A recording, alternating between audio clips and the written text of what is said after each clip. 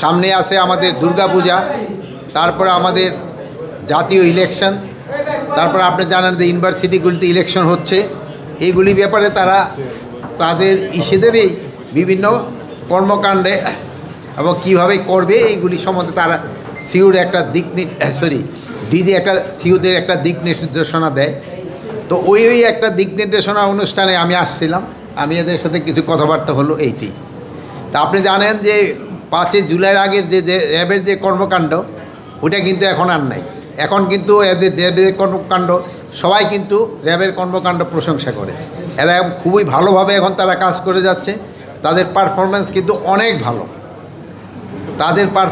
অনেক ভালো মাদক উদ্ধারের ক্ষেত্রে, মাদক দ্রব্যের ক্ষেত্রে, তারপরে তোমার হাতিয়ারের উদ্ধারের ক্ষেত্রে এবং অন্যান্য এই দুষ্কৃতিকারীদের তাদের যে বিভিন্ন অভিযানগুলি, এটা কিন্তু খুবই প্রশংসার দাবিদার।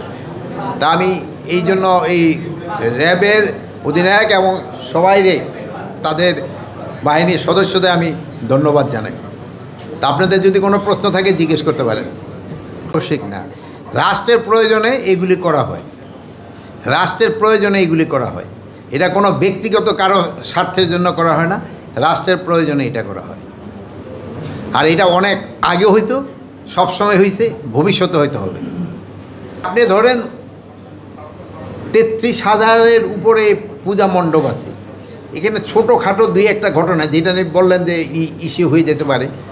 আমিও গতকালকে একটা মণ্ডপ পরিদর্শন করে আসছি, আপনারাও হয়তো কেউ ছিলেন কি না আমি জানি না। অনেক সময় দেখেন আপনাদের ভিতরে থেকে কিন্তু আপনারা কেউ মাইন্ড করেন না, একজনে কিন্তু জুতা নিয়ে উঠে গেছে মণ্ডপের ওখানে।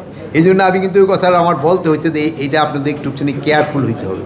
যদিও উনি কিন্তু ইন্টারন্যাশনালি উঠে নেয়, উনি ভুলবশত হয়ে গেছে বা ওই চাপের ঠেলায় হয়ে গেছে। এরকম ছোটোখাটো 2-1টা ঘটনা ঘটে যায়, এগুলো কিন্তু মেজর ঘটনা না। আপনারা কিন্তু সবসময় কিন্তু এইটা ভালোভাবে লোকজনকে সচেতন করছেন, এই জন্য আপনাদের ধন্যবাদ। যেন এইসব যেন ঘটনা না ঘটে, এই জন্য আপনারা যদি কোনো আর্লি ইনফরমেশন থাকবেন আপনার বাহিনীগুলির দিলে কিন্তু সবচেয়ে ভালো। আপনারা কিন্তু গত এই পূজাটা শান্তিপূর্ণভাবে এবং উৎসবমুখর হওয়ার জন্য কিন্তু আপনাদের একটা সবচেয়ে বড় দান, আপনাদের একটা কিন্তু বড় কন্ট্রিবিউশন রয়ে গেছে। আমি আশা করব এবার আপনারা এটা করে যাবেন। এই অনেক সময় আছে দেখবেন যে ওই গতকালকে দেখছেন যে ওই যে ইসের সম্বন্ধে, এই যে স্পেশালি আমাকে পার্শ্ববর্তী দেশ বিভিন্ন ভুয়া দেয়, আপনারা তাদের মুখ থেকে আপনি গতকালকে আপনারা হয়তো শুনছেন, সবাই হয়তো শোনার কথা, যে এই যে কী বলে পঞ্চগড়ের এলাকায় তো বুঝি কান্তাজি সব কটা ভুয়া মিস, কোনোটা সত্যি না, ওরা নিজেরাই ইন্সপেকশন করে আছে কমিটি, দেখা গেল সব মিথ্যা সংবাদ। এই জন্য আপনাদের অনুরোধ করবো, আপনাদের এই যে মিথ্যা সংবাদ পার্শ্ববর্তী দেশগুলি থেকে দেয়, এটা আপনাদের কাউন্টার করতে হবে। যেহেতু আপনাকে দেশের স্বার্থে এটা আপনাদের কাউন্টার করতে হবে। হলো কি ধরেন, এই জন্য আমি আজকে একদিন বলছি যে এখন কিন্তু পূজা তো শুরু হয় নাই, 5 দিন তো এটা মানে প্রিপারেশনের সময় কিন্তু এটা, এই জন্য আমি এখন ইনস্ট্রাকশন দিচ্ছি যে প্রিপারেশনের সময় তো এটা খেয়াল রাখা। আর ওই 5 দিনের জন্য যে আমাদের ইস্যু যে আনসারদের যে একটা নিয়োগ হয়, ওটা ওই 5 দিনের জন্য নিয়োগ হয়।